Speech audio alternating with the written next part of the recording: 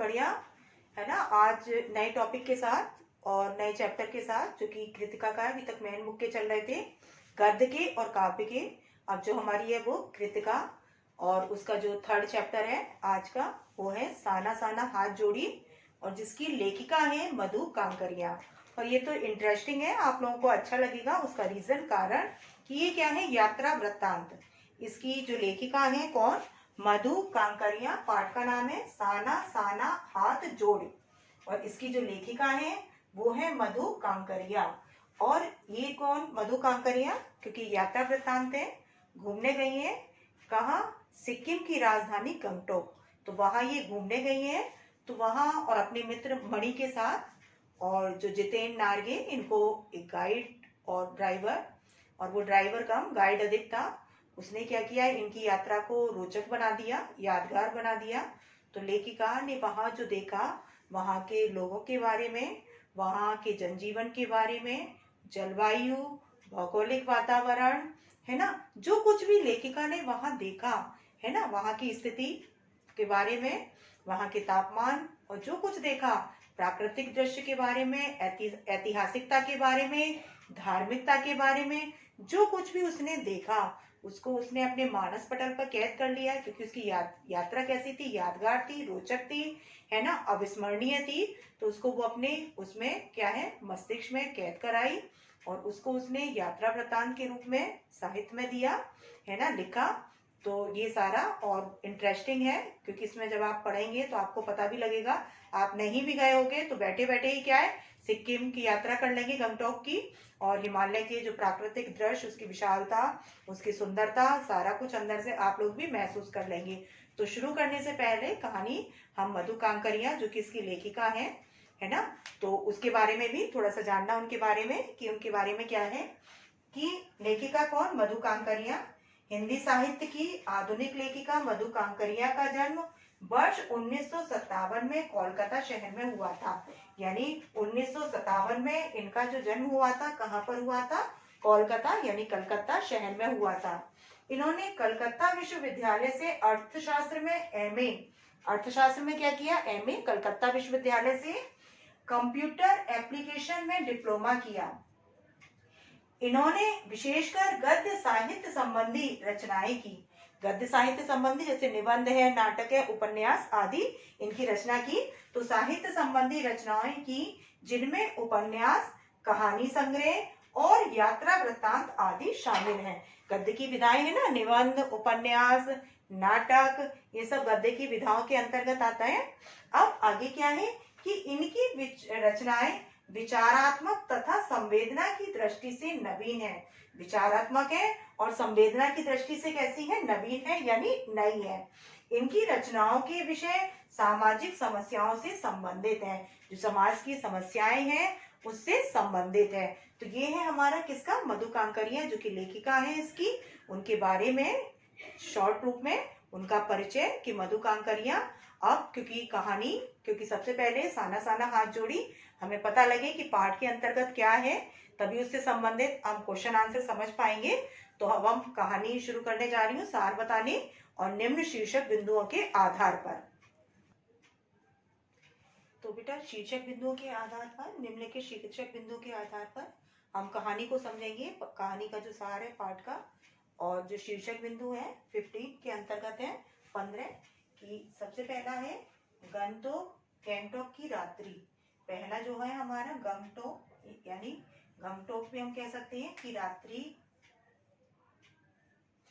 दूसरा, कंचनजंगा के दर्शन की प्रतीक्षा, कंचनजंगा के दर्शन की प्रतीक्षा। तीसरा जो है हमारा पॉइंट, वो है बौद्ध पताकाओं का युमथांग में महत्व, बौद्ध पताका का युमथांग में महत्व। कवि लॉन्ग स्टॉक जगह का नाम है। प्रकृति की मनोरमता, प्रकृति की मनोरमता। प्रकृति और पर्यावरण, प्रकृति और पर्यावरण। नेक्स्ट 7 नंबर का है कि भूख, मौत और जीवित रहने की जंग में शामिल स्त्रियां, भूख, मौत और जीवित रहने की जंग में शामिल स्त्रियां। उसके अलावा पहाड़ी जीवन की कठोरता, पहाड़ी जीवन की कठोरता।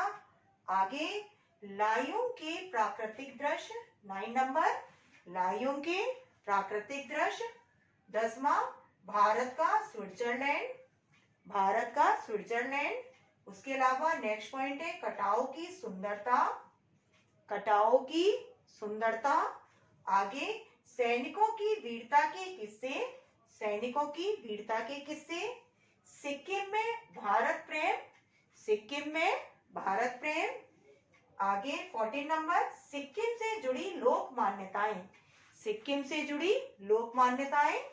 उसके अलावा 15 खेदुम का महत्व, खेदुम का महत्व। अब एक एक लेंगे। गंगटोक यानी गैंगटोक की रात्रि।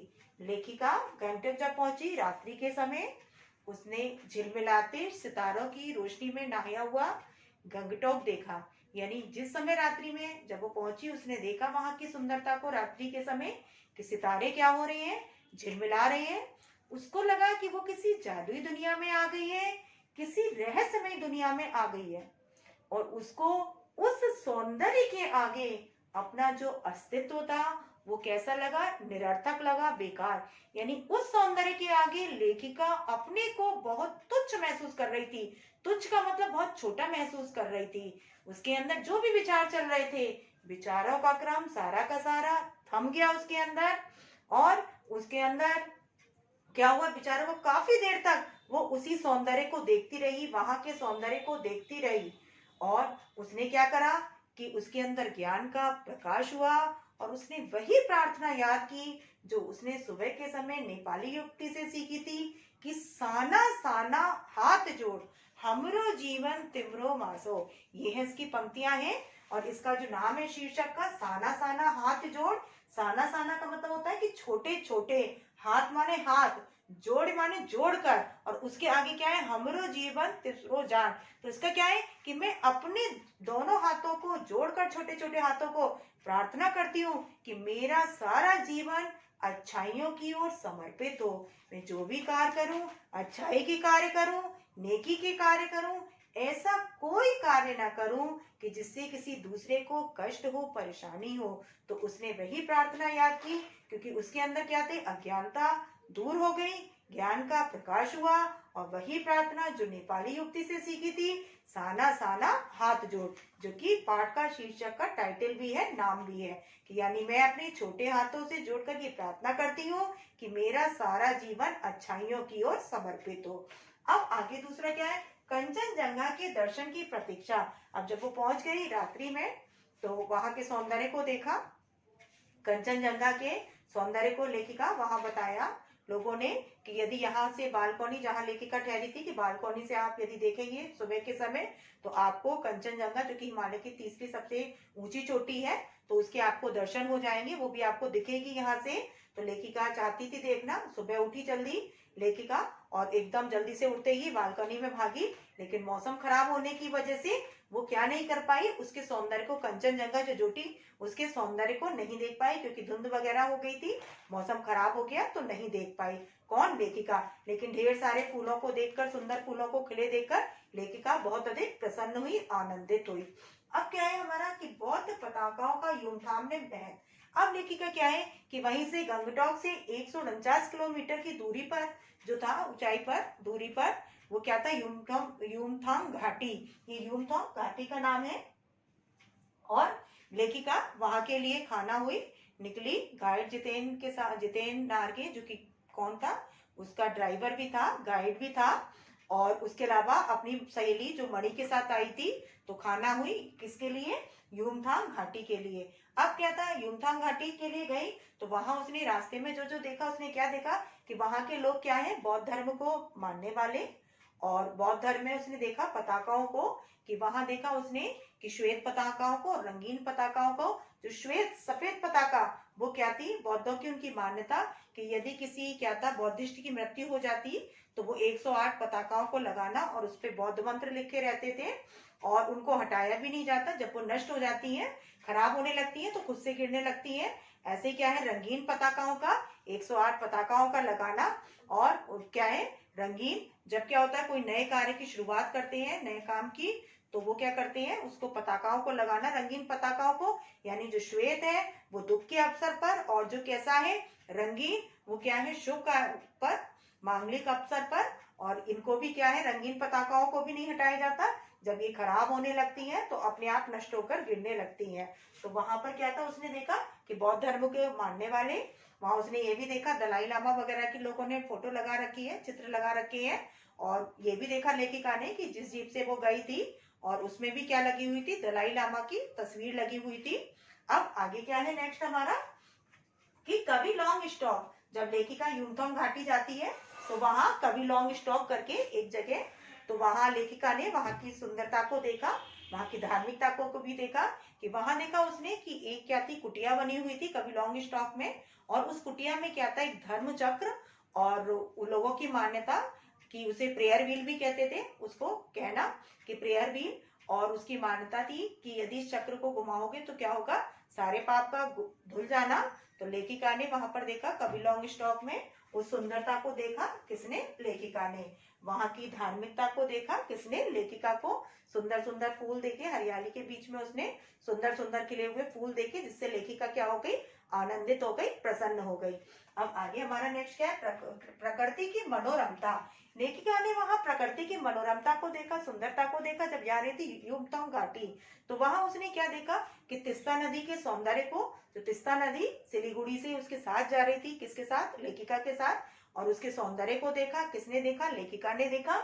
उसके अलावा उसने क्या देखा, वहां पर सेवन सिस्टर वाटरफॉल, वहां पर जब जीप रुकी, लेखिका रुकी, और क्या था, वही अपने को तुच्छ महसूस करने लगी उस सुंदरता के आगे, जो पल पल पानी बह रहा था, अपने आप को तुच्छ महसूस करना, और उसके अंदर की जो भी तामसिकताएं थी, है ना, जो बुराइयां थी, वो दूर हो गई, उसके अंदर ज्ञान का प्रकाश हुआ, और उसने वही प्रार्थना याद की, फिर से उसने किसाना साना हाथ जोड़, है ना, कि यानी मेरा सारा जीवन अच्छाइयों की ओर समर्पित हो, मैं जो भी कार्य करूं नेकी के कार्य करूं, भलाई के कार्य करूं। तो ये देखा उसने वहां पे क्या है, प्रकृति की मनोरमता। आगे क्या है, प्रकृति और पर्यावरण, वहां पर उसने देखा प्रकृति पर्यावरण, कि वहां का मौसम वगैरह देखा, जलवायु, कि वहां क्या था, अचानक से मौसम का परिवर्तन हो जाना, कभी एकदम से क्या हो जाना, धुंध हो जाना, कभी एकदम क्या हो जाना, तेज धूप निकल आना, कभी धुंध छा जाना, कभी एकदम अचानक से बारिश का हो जाना। और जो वहां की जो जलवायु वगैरह, वो धान की पैदावार के लिए, आलू की पैदावार के लिए उपयोगी है। उसके अलावा वहां पर क्या है, दारू का व्यापार भी होता है, व्यवसाय होता है ना। तो वहां पर, कहाँ पर, गैंगटॉक में, सिक्किम की राजधानी गैंगटॉक में। तो ये सारा कुछ देखा, लेखिका ने जाना, सारा कुछ देखा। अब आगे क्या है, पल पल प्रकृति प्रकृति के सौंदर्य को देखा। अब आगे क्या है, कि भूख मौत और जीवित रहने की जंग में शामिल स्त्रियां, कि भूख मौत और जीवित रहने की जंग में शामिल स्त्रियां, यानी जो स्त्रियां जो क्या कर रही थी, पहाड़ों को काट कर क्या कर रही थी, रास्ते बना रही थी, जो कि बड़ा जोखिम भरा कार्य था। लेखिका ने ये देखा कि कितना कठिन कार्य, जोखिम भरा कार्य, और इसके बदले में जो इनको पारितोषिक मिलता है, मेहनताना मिलता है, वो तो बहुत कम मिलता है, क्योंकि जीवन से बढ़कर तो कुछ भी नहीं होता। लेकिन देश हित में लगी हुई है, केवल किस कारण से लगी हुई है, कि भूख मौत और जीवित रहने की जंग में शामिल, कौन, स्त्रियां, कि भूख से, मौत से और जीवित रहने की जंग कर रही हैं। क्या कर रही हैं, पहाड़ों को काट कर रास्ते बना रही हैं, जो कि कैसे हैं, बड़े सकरे रास्ते, घुमावदार रास्ते, जरा सा भी पैर स्लिप हुआ तो एकदम से नीचे चले जाना, खाई में गिर जाना, जान जाने का। और वहां जो थे, जितेन नारकी ने बताया भी था कि पिछले साल एक की जान भी गई है।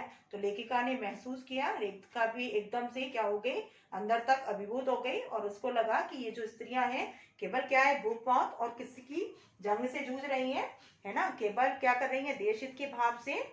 अब नेक्स्ट है हमारा, कि पहाड़ी जीवन की कठोरता। लेखिका ने देखा पहाड़ी जीवन अत्यंत कठोर जीवन, वहां के चाहे स्त्री हो, पुरुष हो, बच्चे हो, मैदानी इलाकों में रहने वाले जो लोग हैं, उनसे कहीं अधिक कठिन जीवन है किसका, पहाड़ी इलाकों में रहने वाले लोगों का, चाहे बच्चे हो, चाहे क्या हो, पुरुष हो, चाहे स्त्रियां हो। अब लेखिका ने देखा जो स्त्रियां, वो तो कर ही रही है कठोरता के काम, जंगल से लकड़ियां भी काट कर ला रही हैं।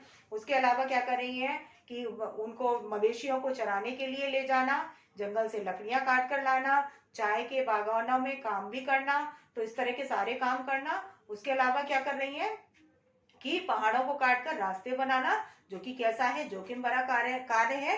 वैसे ही क्या है, बच्चे भी हैं जो क्या है, छोटे छोटे 8-9 साल के, 10 साल के बच्चे जो क्या है 3-4 किलोमीटर का पहाड़ी इलाका पार करके जाना, स्कूल लौट कर आना, घर के कामों में भी हाथ बटाना माँ के। उसके अलावा क्या करते हैं, जंगल से लकड़ियां भी लाते हैं काट कर, मवेशियों को चराने भी ले जाते हैं, है ना। तो ये सारे काम करते हैं कौन, बच्चे करते हैं। चाय के बागानों में भी काम करते हैं। तो ये सारा देखा, पुरुषों को भी देखा जो पर्यटन विभाग से जुड़े हुए हैं, केवल क्या है, लोगों को सुविधाएं प्रदान करने के लिए, जानकारियां देने के लिए तैनात है, मौसम की परवाह किए बिना।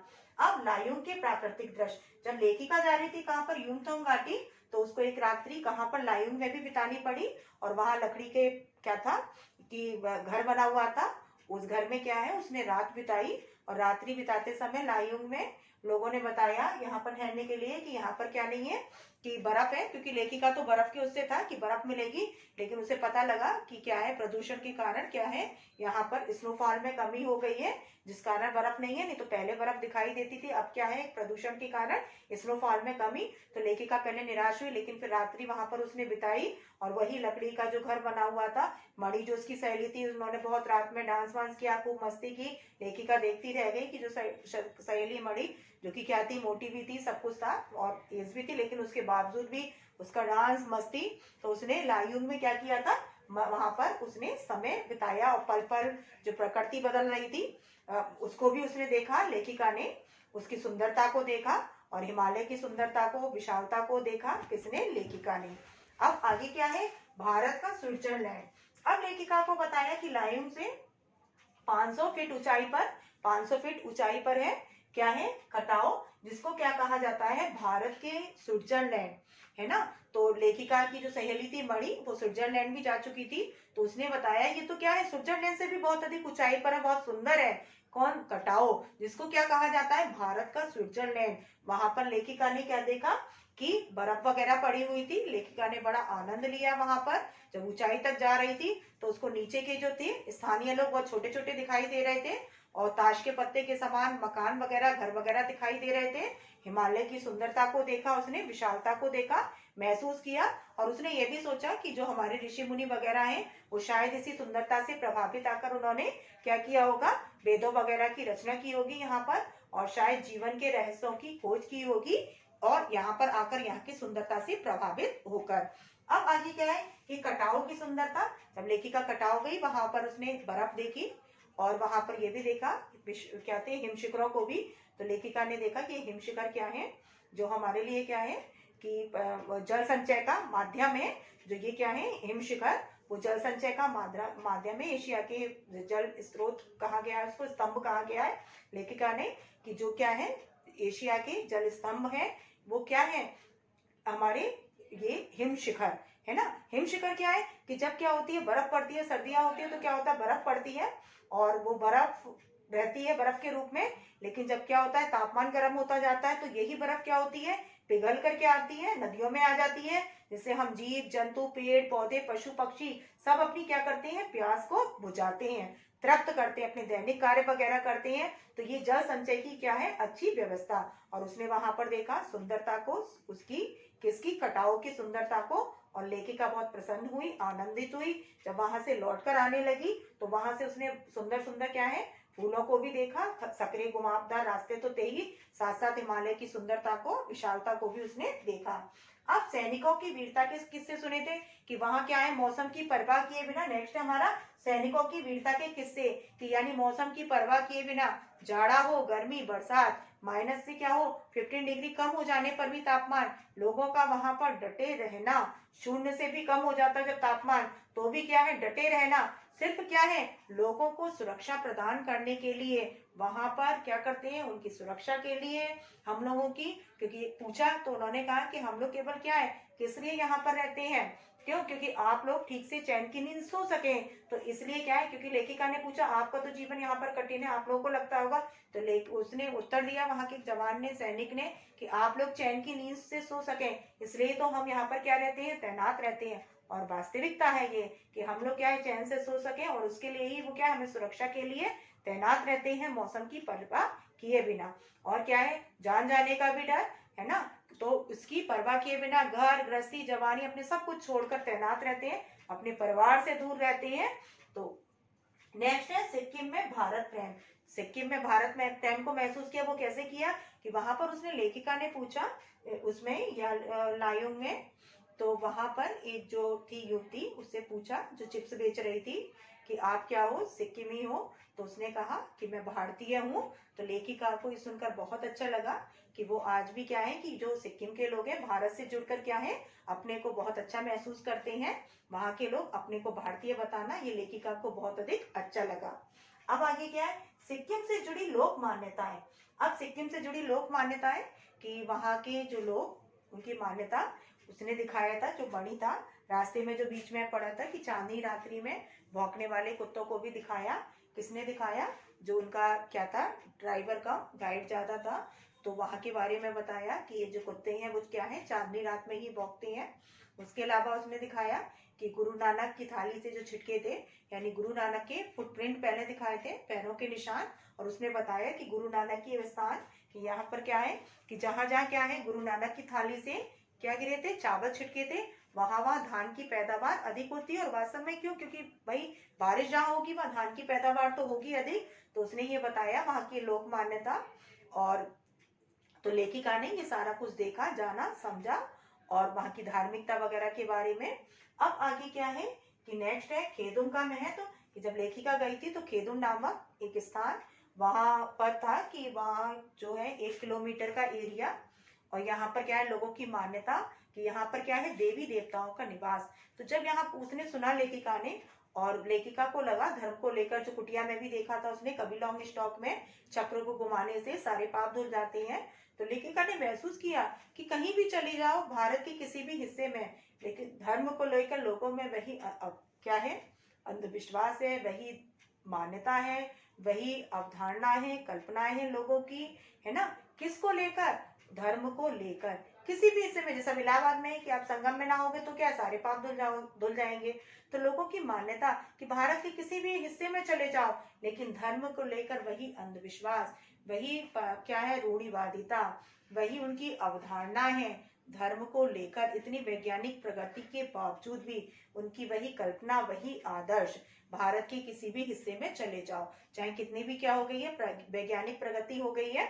अब क्या था कि वहां के बारे में ये भी बताया, जो वहां के थे कप्तान, भारतीय सेना के कप्तान लारा दत्ता, और उन्होंने ये बताया, इसने इसने जितेंद्र नार्गे ने बताया उनके बारे में कि जब ये सिक्किम किससे भारत से मिला था तो क्या था उस समय, वो काफी समय बाद तक, मतलब काफी समय बाद जो वहां के थे भारतीय सेना के जो कप्तान थे लारा दत्ता, उन्होंने सोचा कि केवल सैनिकों को यहाँ रोकने से ही क्या फायदा है ना, कुछ ऐसा किया जाए, यानी रास्ते बनाकर, घाटियां बनाकर और जो सुंदर रास्ते बनाकर सुंदर स्थान बनाकर क्या किया जा सकता है, इसको टूरिस्ट स्पॉट भी बनाया जा सकता है।